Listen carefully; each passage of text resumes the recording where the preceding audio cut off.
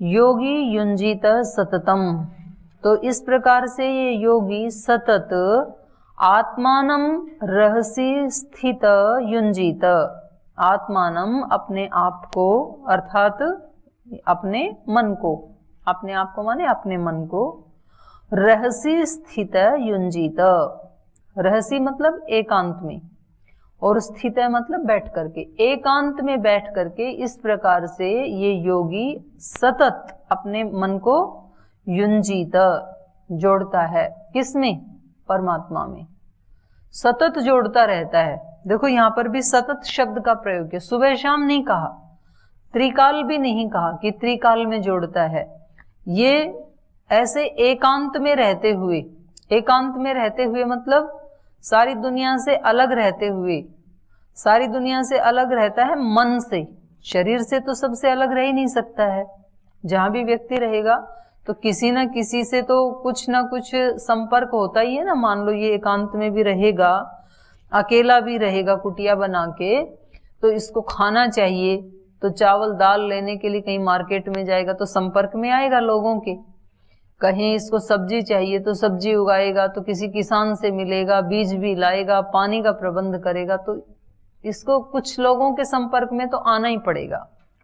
ज्यादा भीड़ के संपर्क में मान लो ना भी आए तो भी कुछ लोगों के संपर्क में तो आएगा। तो नितांत एकांत तो असंभव है, हो ही नहीं सकता है। आप कहेंगे ये तो गाय भी नहीं रखेगा, खेती भी नहीं करेगा, केवल भिक्षा का अन्न खाएगा, तो भी कोई तो लाके देगा ना भिक्षा का अन्न, या तो खुद मांगने जाएगा। तो यहाँ पर एकांत किसका है? मन का। व्यक्ति भीड़ में होते हुए भी अपने आप को अकेला कर सकता है, और अकेला रहते हुए भी वो भीड़ को अपने दिमाग में भर सकता है। दोनों स्वतंत्रता है उसके पास। तो जिसको अपने आप को ईश्वर से युक्त करना है, वो भले ही समूह में रहे, भले ही भीड़ में रहे, कितने बड़े संस्थान में रहे, कितनी बड़ी संस्था में रहे, संगठन में रहे, कैसे भी रहे, तो भी वो अपने आप को अकेला कर ही लेता है। और इस प्रकार से अपने आप को एकांत में स्थित करके ये योगी सततम आत्मानम युंजीत, सतत अपने आप को भगवत शरणागति से जोड़ता रहता है। एक अपने स्वामी जी थे, स्वामी रामसुख दास जी, इधर ऋषिकेश में रहते थे। तो उनका ये एक उनका मंत्र यही था, थोड़ी थोड़ी देर के बाद ये ऐसे बोलते थे, हे भगवान ऐसी कृपा करो मैं आपको कभी भूलूं नहीं, आपको ना भूलूं कभी भी, बाकी जो भी करूं मैं, पर आपकी स्मृति सदा बनी रहे मेरे चित्त में। तो ये इसका लक्षण बता रहे हैं योगी कैसे होता है। तो अपने आप को एकांत में स्थित करके सतत अपने मन को युंजीत जोड़ता है। एकाकी यत चित्तात्मा, अकेला, और यत चित्तात्मा, चित्त और आत्मा को जिसने वश में कर लिया है उसको कहेंगे यत चित्तात्मा। इस प्रकार से वो अपने आप को एकांत में करता हुआ, अकेला रखता हुआ, अपने चित्त और आत्मा को वश में करके निराशी अपरिग्रह, निराशी मतलब आशा से रहित, आशा से रहित माने वासनाओं से रहित, अपने आप को वासना से रहित करके, अपने आप को आसक्ति से रहित करके, अपरिग्रह संचय की भावना से रहित हो जाता है। अपरिग्रह माने अपने पास कुछ नहीं रखता है, अपने पास कुछ नहीं रखता है मतलब उसके पास और चीजों को तो छोड़ सकता है, शरीर को तो नहीं छोड़ सकता है। शरीर है, इंद्रियां हैं, मन है, ये तो साथ रहते ही है ना। लेकिन जिसको योगी बनना है वो इनसे भी दूर रहता है, शरीर से भी दूर रहता है। मन बुद्धि आदि जो इंद्रियां हैं, 11 इंद्रियां हैं, इनसे भी अपने आप को दूर रखता है, ऐसा अभ्यास करता है वो। और इसके लिए फिर थोड़ा टाइम उपासना आदि के लिए भी निकालता है, सुबह शाम या त्रिकाल जितना संभव हो, तो वो भी जरूरी है। माने कार्यों में सावधान और भगवत भाव में वही साधक रह पाएगा जो कम से कम सुबह शाम 2 घंटे एकांत में भी अपने आप को ईश्वर के साथ युंजीत जोड़ेगा। क्योंकि जब तक आप मोबाइल को चार्ज नहीं करेंगे, कम से कम सुबह शाम चार्ज तो करना ही होता है, तो दिन में यूज कैसे करेंगे? फिर तो कर ही नहीं सकते। 2 बार तो कम से कम उसको चार्ज करना जरूरी है। और कुछ लोग तो ऐसे हैं कि आजकल जैसे जहां भी जाएंगे, बस स्टैंड पर, रेलवे स्टेशन पर, एयरपोर्ट पर, तो वो लगे होते हैं, प्लग लगे होते हैं। तो उसका जैसे मोबाइल 40, 50, 60% भी अभी चार्ज है तो भी दोबारा लगा देता है। क्यों लगाता है? कि पता नहीं सफर में जा रहे हैं तो पता नहीं कहाँ चांस मिले ना मिले, और ऐसा ना हो कि जब मेरे को जरूर इसको प्रयोग करने का अवसर हो उसी समय ये डिस्चार्ज हो जाए। तो क्या करते हैं, दूसरा कोई पूछे कि अभी तो 60% है तो ये तो चल जाएगा, बोले नहीं आप बैठे ही है ना, अभी तो फ्लाइट आई नहीं है, अभी तो ट्रेन आई नहीं, तो बैठे ही हैं तो थोड़ा सा चार्ज कर लेते हैं, इसमें नुकसान क्या है? अच्छा है ये 100% ही रहे हमेशा, थोड़ा सा कम होते ही फिर कहीं भी लगा देते हैं। या तो फिर आजकल वो लेके चलते हैं पावर बैंक, तो थोड़ा भी डाउन हुआ तो फिर लगा दिया। ऐसा एक वो है जिनको ज्यादा काम करना है मोबाइल से, तो वो लोग कोशिश करते हैं कि ये डिस्चार्ज ना हो। तो ऐसे इस साधक को, अब जो सामान्य संसारी है उसको तो ज्यादा आवश्यकता नहीं है, डिस्चार्ज भी हो जाए तो पड़ा रहेगा, उसको ज्यादा भगवान से लेना देना भी नहीं है। लेकिन इस साधक को, इसको पता है कि मेरा लक्ष्य वो है, तो फिर मुझे कैसे रखना है अपने चित्त को? अपने चित्त को चार्ज करके ही रखना है। तो सुबह शाम तो ये चार्ज करता ही करता है अपनी आत्मा को, लेकिन दिन में भी जब भी इसको याद आ जाए, 1 घंटे के बाद, 2 घंटे के बाद, आधे घंटे के बाद, और फिर अभ्यास होने के बाद तो प्रतिपल फिर वो हमेशा चार्ज ही रहता है, कभी डाउन होता ही नहीं है। लेकिन एटलीस्ट 2 टाइम तो उसको चार्ज करना ही पड़ेगा ना अपनी आत्मा को। अगर इतना भी चार्ज नहीं किया तो फिर दिन में कैसे प्रयोग करेगा? वो दिन में वो कैसे भगवान का सतत स्मरण करने की स्थिति में रह ही नहीं सकता है फिर तो वो तो बहुत जरूरी है 2 बार तो करना अपने आप को। और जो 2 बार कर लेगा तो वो दिन भर भी कर पाएगा, जो दिन भर करेगा वो 2 बार भी बहुत अच्छा कर पाएगा। तो अन्योन्य आश्रित हैं ये। जो सुबह शाम अच्छे से संध्या उपासना करेगा वो दिन में भी ठीक ठीक व्यवहार करेगा, जो दिन में ठीक ठीक व्यवहार करेगा वो दोनों समय संध्या उपासना भी अच्छे से कर पाएगा। जो दिन में लड़ाई झगड़ा क्लेश गुस्सा घृणा इस तरह के विचार उठा रहा है तो वो उपासना के लिए बैठेगा तब भी कौन से विचार आएंगे? वो ही आएंगे। और जिसने उपासना के समय ईश्वर से कनेक्शन जोड़ लिया, अपने आप को भर लिया, तो वो दिन भर भी किसी से ये लड़ाई झगड़ा बखेड़ा करेगा ही नहीं, क्योंकि वो उसी से पॉजिटिव चेतना से युक्त है, वो भागवत चेतना से युक्त है, तो काम भी वैसे ही वैसे करेगा। तो ये दोनों अन्योन्य आश्रित हैं। तो उसको कैसे करें? कौन सी ऐसी विधि है जिससे कि हम चार्ज हो जाएं? तो उसके कुछ तो स्थूल उसकी विधि बता रहे हैं, कैसे बैठें, फिर उसकी सूक्ष्म बताएंगे कि मन को कैसे सेट करें। शरीर को तो सेट कर लिया, ठीक है, फिर अब अगला काम क्या है? मन को सेट करना। तो उसमें लगाते हैं तो वो सावधानियां होती है ना प्लग की, अगर वो टूटा हुआ है उखड़ा हुआ है तो पहले उसको ठीक करना है प्लग को, तभी तो वो ठीक से चार्जर लग पाएगा। नहीं तो वो चार्जर लगाने के बाद भी कनेक्शन लूज है तो लगाया तो भी मोबाइल चार्ज हुआ ही नहीं 2 घंटे के बाद भी।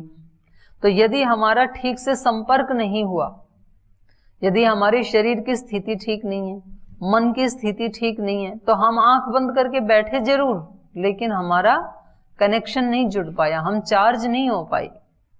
तो उसकी विधि बता रहे हैं कि कैसे करना है। तो अगले श्लोक में बता रहे हैं, शुचौ देशे प्रतिष्ठाप्य, शुद्ध प्रदेश में बैठें। अब किसी को रेल की पटरी पे बिठा दें जहां गंदगी पड़ी है, और थोड़ी थोड़ी देर में मालगाड़ी आ रही है, कोई दूसरी गाड़ी आ रही है, बोले अभी ध्यान करो, ध्यान होगा उसका? नहीं होगा। तो इसलिए दक्षिण में तो ऐसी प्रथा है, घरों में भी एक देव स्थान होता है, एक मंदिर जैसा बनाते हैं। उत्तर भारत में नहीं बनाते हैं। मकान कितना भी बड़ा हो, उसमें 10-15 कमरे होंगे, लेकिन भगवान के लिए कोई जगह नहीं है, नो एंट्री।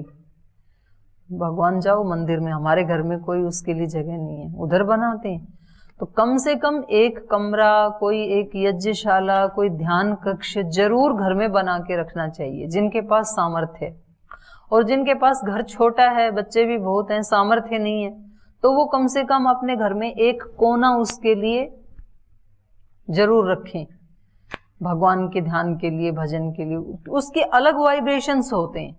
और जिसके पास एक कोना भी नहीं है, तो वो कम से कम एक छोटा सा कोई, उसको वो बोलते हैं कोई जंगला, कोई आला, कोई अलमारी, कम से कम उसको रखे कि जब उसको थोड़ी देर वहां जाए तो उसको पॉजिटिव वाइब्रेशन मिले, वहां थोड़ी देर के लिए वो बैठ जाए। कोई तो स्थान रखना चाहिए। तो कम से कम भारत में इतना सा तो सबके यहाँ मिल जाएगा, जहाँ एक दीपक रखने की जगह है, उतना तो मिल ही जाता है।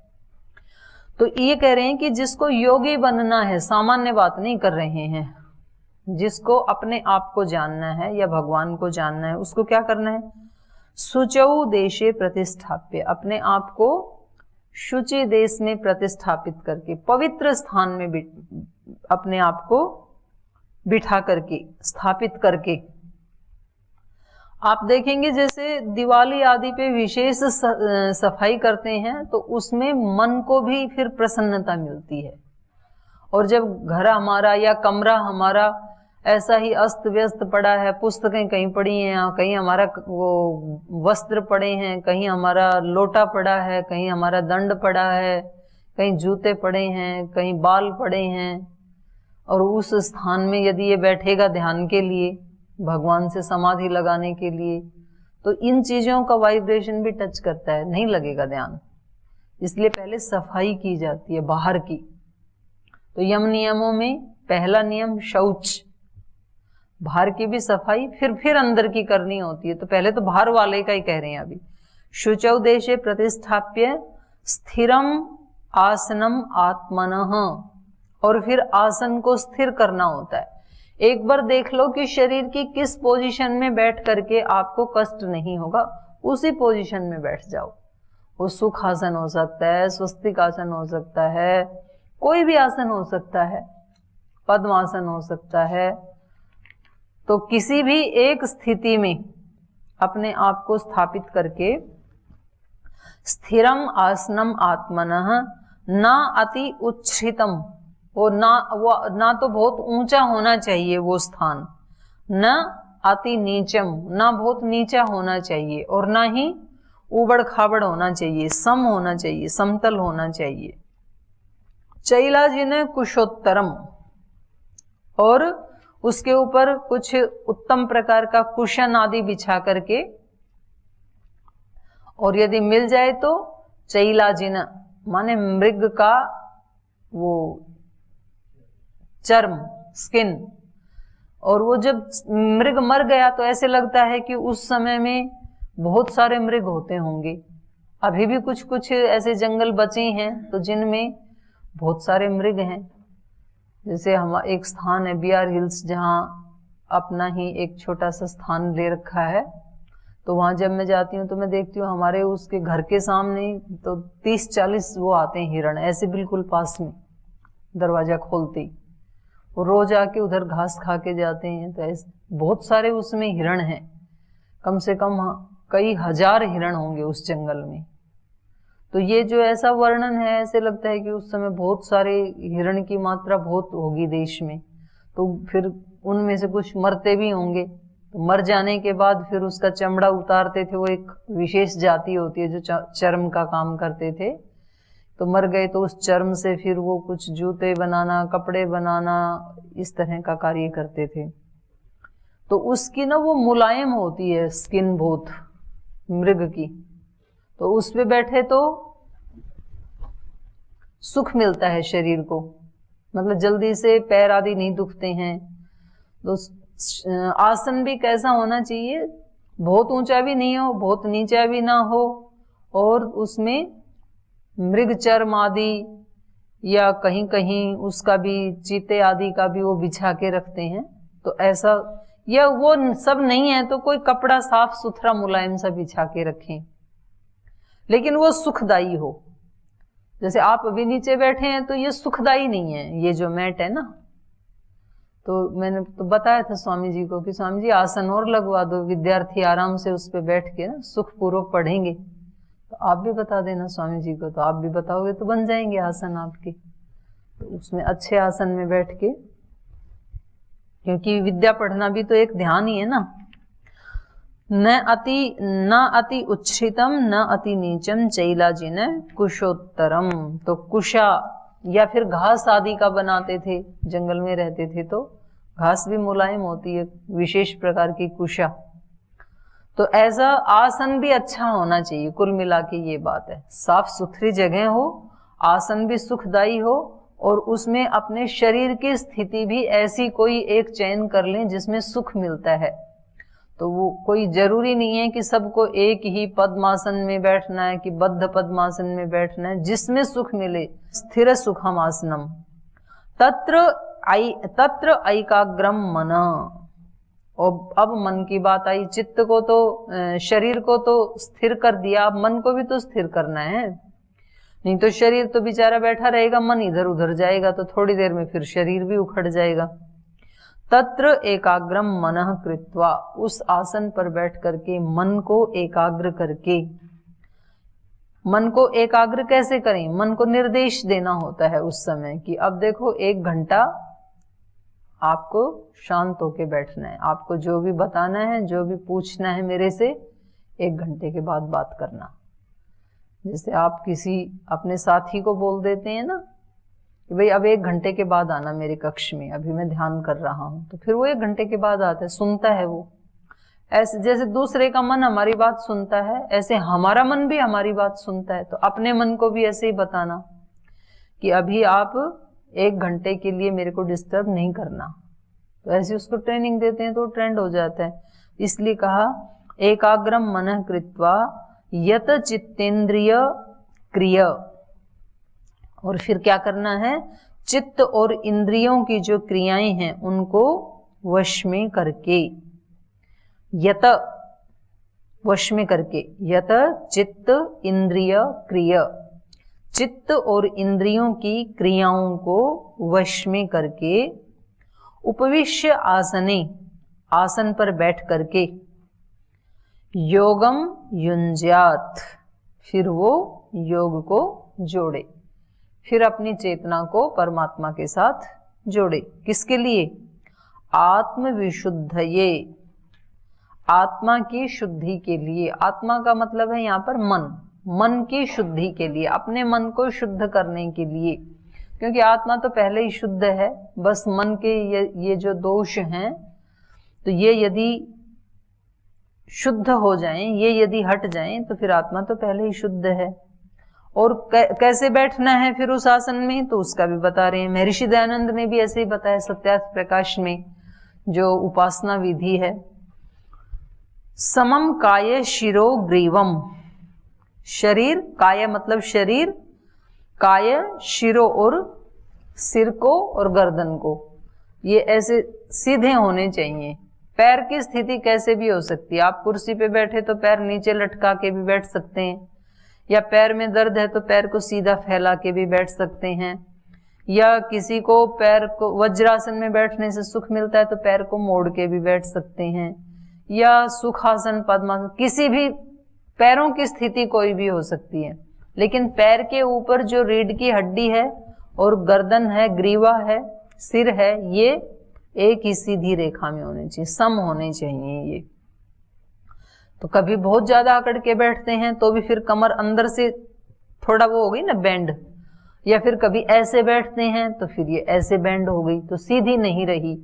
तो क्योंकि जो हमारी 3 नाड़ियां हैं, एड़ा, पिंगला, सुषुम्ना, रीढ़ की हड्डी से ही जा रही है ना ऊपर, और उसके माध्यम से ही हम ईश्वर से कनेक्ट होते हैं। तो उसमें कहीं भी जैसे कोई नल है और उसमें से शक्ति को क्रॉस करना है, भेजना है, लाइट को गुजारना है या पानी को गुजारना है, और वो कहीं बेंड है तो फिर बाधा आती है ना उसके प्रवाह में।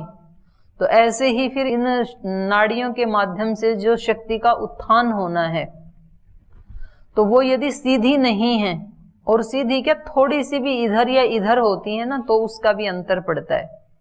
तो आप देखेंगे बिल्कुल जिस दिन बिल्कुल ऐसे सीधे रहते हैं ये और मन भी एकाग्र है तो फिर बहुत अच्छे से ध्यान लगता है। समम काय शिरो ग्रीवम, और वो चाहे आप थोड़ी ही देर के लिए करें, जरूरी नहीं है कि पहले ही दिन आप 1-2 घंटा बैठें। आसन की सिद्धि 3 घंटे में मानी जाती है, पर 3 घंटे का टाइम ही नहीं है किसी के पास, या 3 घंटे बैठने की सामर्थ्य ही नहीं है। बैठ सकते हैं कितना, 30 मिनट बैठ सकते हैं, या 15 मिनट बैठ सकते हैं, या 5 मिनट बैठ सकते हैं। 5 मिनट लेकिन कैसे बैठना है, उचित विधि से। उस 5 मिनट में कम से कम विधि का खंडन नहीं करना, और वो विधि है समम काय शिरो ग्रीवम धारयन अचलम स्थिरः। अपने शरीर को, ग्रीवा को, सिर को, इनको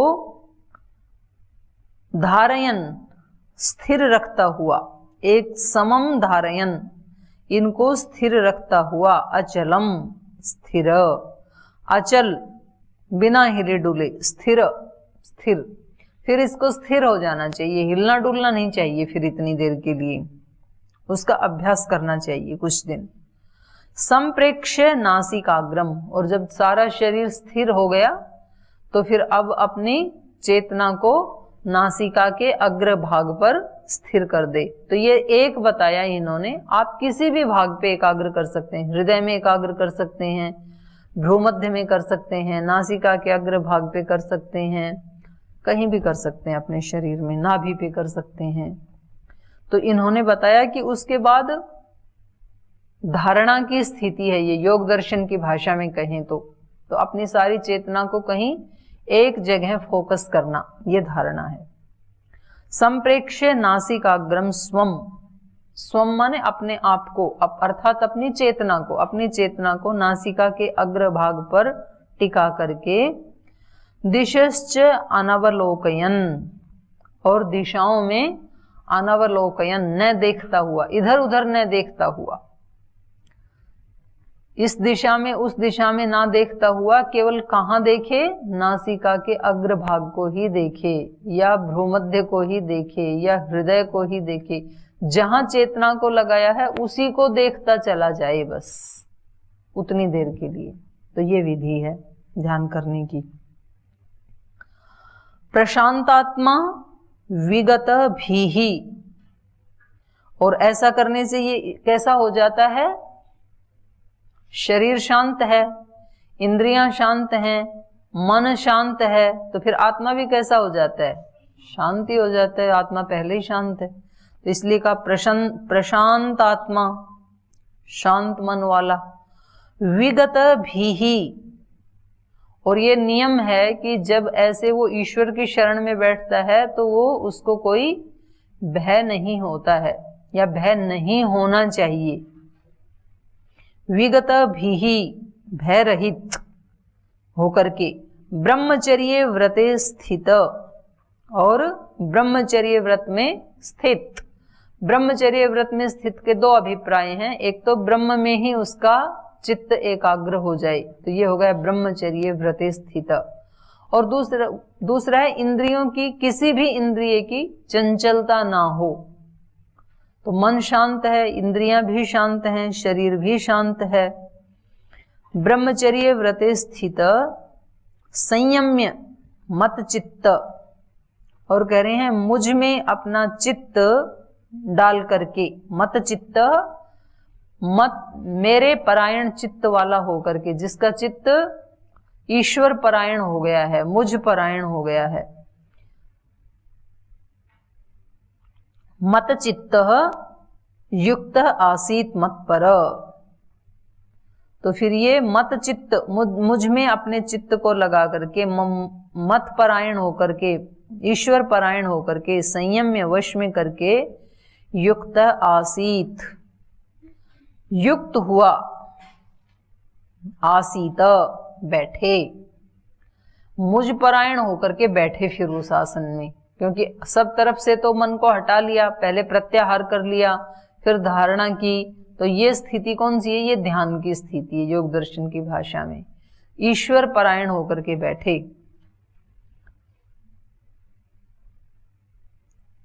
युक्तः आसीत मत्पर, मुझ परायण होकर के अर्थात ईश्वर परायण होकर के फिर कुछ प्राप्त करना है, इस तरह की भी टेंशन नहीं होनी चाहिए। उस समय सब बंद बिल्कुल। अब इतनी देर में मैं कौन से मल को हटा दूं, कौन सी उपलब्धि कर लूं, कौन से प्रकाश को देख लूं, कौन से आकार को देख लूं, ये विचार भी नहीं होना चाहिए, कोई विचार नहीं। स्थिर मन भी स्थिर, शरीर भी स्थिर, और किसी एक स्थान के ऊपर चेतना को एकाग्र करके प्रशांत होकर के बैठे। तो ये उसका उपाय बता रहे हैं, ये आगे भी चलेगा। अभी ये प्रसंग तो इसको कल और आगे बढ़ाएंगे, अभी यही पाठ को विराम देते हैं।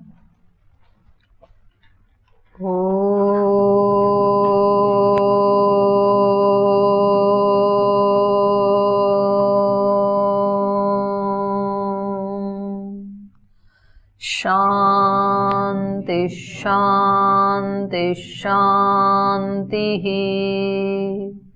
श्री गुरुभ्यो नमः।